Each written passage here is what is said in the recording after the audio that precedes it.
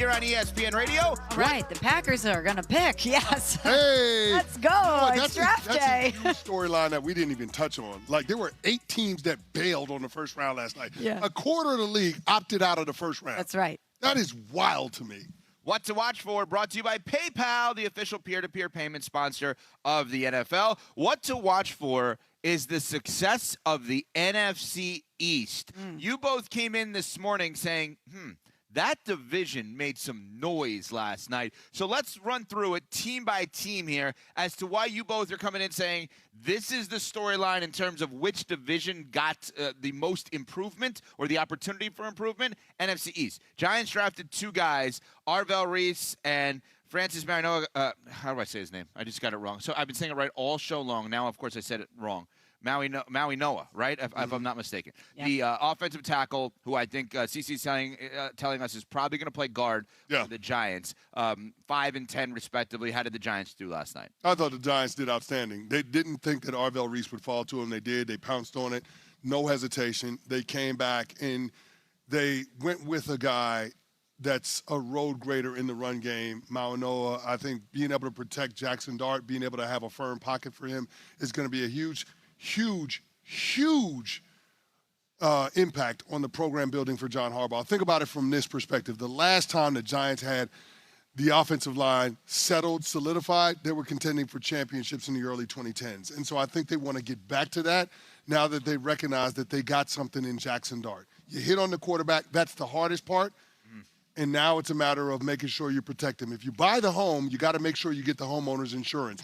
And that is Francis Mariano, being able to draft him, slot him in at right guard next to Jermaine Illuminor, who they extended. You got JMS at center, John Runyon at left guard, and then left tackle is Andrew Thomas. So all of a sudden now you're looking at the offensive line for the Giants. You feel really good about the guys that are going to protect Jackson Dart. You also feel good about the guys that are going to pave the way for the run game with Cam Scatterbo when he comes back healthy. So I love what the Giants did last night. I love what the Giants did last night, too. I think we have to see how it plays out on the field, but good feelings around the beginning of the John Harbaugh era in New York. I love that they got impact players on both sides of the ball. The trenches, yes, the lines. Which feels very Harbaugh, doesn't it? It feels very New York Giants. It's very Harbaugh, but it's also very New York Giants. Yes. The DNA of the Giants, when they have a strong defensive line, strong offensive line, they win championships. That has been it 86, 90, 2007, 2011. Strong offensive line, strong defensive line, franchise quarterback. Boom. There you go. All right, next up, Washington Commanders. So interesting how this one developed. They're sitting there at 7. Mendoza, we know, goes number 1. The Jets made the decision to go David Bailey. Jets, by the way, I like the Jets had a good draft, I think. I can't believe I just said that. Yeah, they did. They had a good night. 3 first-rounders this year, and they have 3 first-rounders next year. Yeah, they had a good night. The Jets are pretty decent in terms of what they did last night. Jeremiah Love stays there at Arizona at 3. Carnell Tate, the big surprise, goes 4. We just talked about the Giants getting Arvell Reese. The Kansas City Chiefs trade up with the Browns to get a cornerback out of LSU. And so, and then all of a sudden, Sonny Styles is sitting there at number 7 overall. 6'5", inside backer, from the Ohio State University, a guy who Gary V represents, Vayner Sports, AJ and Gary represent, and Gary was with us earlier this week. Yeah. And Gary said, you cannot have a character person higher than this young man.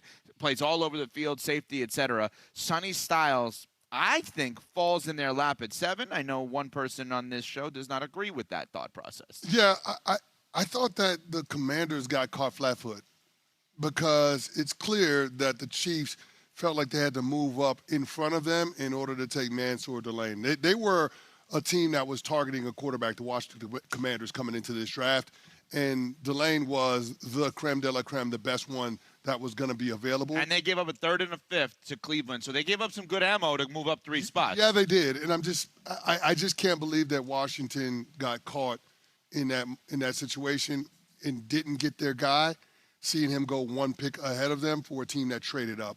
I would say that Washington took the best available player in Sonny Styles. How that works with their defense, that 3-4, remains to be seen. Now, I know they've got 2 inside linebackers and Frankie Louvo, and they signed Leo Chanel.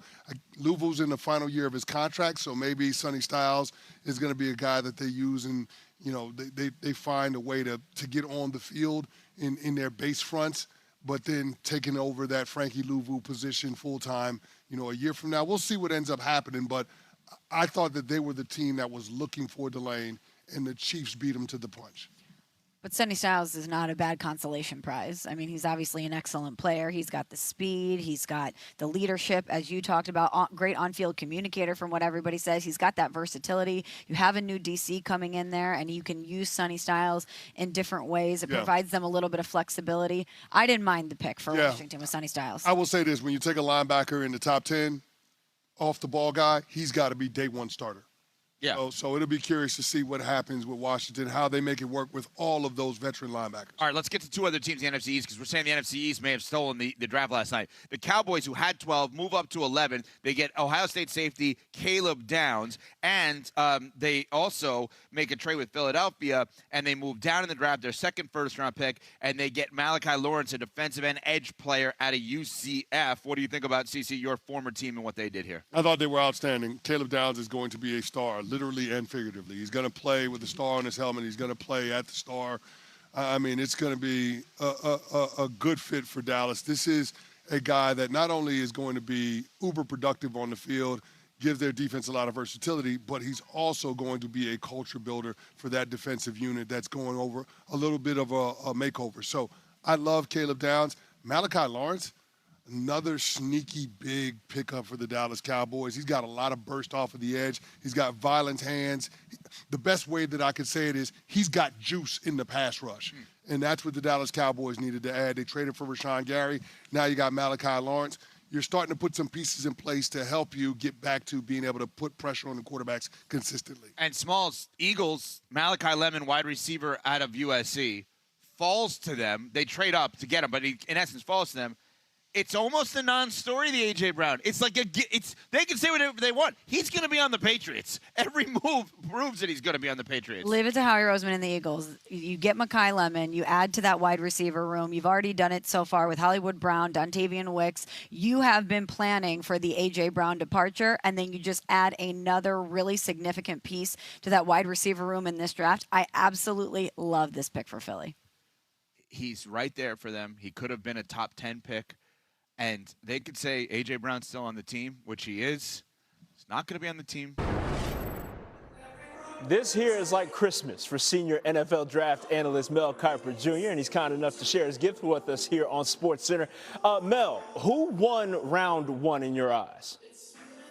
Like the New York Jets, they get David Bailey, then you obviously get the Kenyon Sadiq, and then you get Omar Cooper Jr. I didn't love it the middle of the first, but like him in the late first. So get weapons now on that offense, not just Garrett Wilson. So helping out your quarterback, and with the weapons they got was beneficial. In Dallas, to maneuver the way they did, but Caleb Downs, to me, to drop that far down to the Cowboys, they get a guy who can really bring a culture change to that defense. Have allowed over 30 points in 9 games. Then Malachi Lawrence made a move with Philadelphia, moved down, let the Eagles go up. And I love what the Eagles did, getting Makai Lemon. Great pick for the Eagles, getting him 1 pick ahead of Pittsburgh. But for Dallas to drop back, get Malachi Lawrence, had a really good year at UCF, tested off the charts. I thought that made sense for the Dallas Cowboys, who needed defense. Like I said, they couldn't stop anybody. Now you get Caleb Downs and you get Malachi Lawrence, and you keep trying to improve that defense. Don't stop there. Listen, they were very active and will likely be going forward in these next couple of days, but that's the winners. I want to check in on the losing side. Who may have made some moves that may have puzzled you a little bit over the course of this first round? Yeah, it's not a loser, it's surprises. And the surprise for me was Ty Simpson. I thought once they made the trade with Kansas City and 29 went away for McDuffie, that it wasn't going to be tied to the Rams. I thought late first for the Rams, or maybe Arizona trading back in to get tied. To take him at 13 as the heir apparent to Matthew Stafford on a team that wants to win another Super Bowl with Matthew Stafford, and they had a chance to get Makai Lemon. They could have gotten an offensive tackle like Monroe Freeling. So to take Ty there surprised me.